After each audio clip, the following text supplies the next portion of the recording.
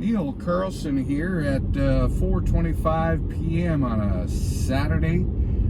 Here's a look at the wind, what's happening. As we told you earlier, too much wind had canceled the Thunderbirds at the Grand Forks Air Force Base, their air show that was scheduled for 2 o'clock this afternoon. This is about 3 miles north of CROOKSTON. Dirt blowing off the fields here. We had another viewer send in a photo by Reynolds around noon. The sky was just black.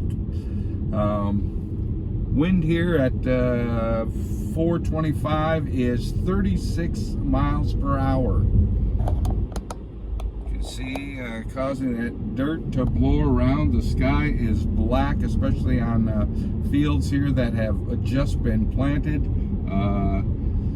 Tough on some of the new plants coming up with the wind and dirt blowing at these speeds, but a windy Saturday here. You can see the visibility goes up. We're by a shelter belt here, and get out in the open, the skies turn black. So a windy Saturday here in the Northern Valley. I'm Neil Carlson reporting for iNews.tv.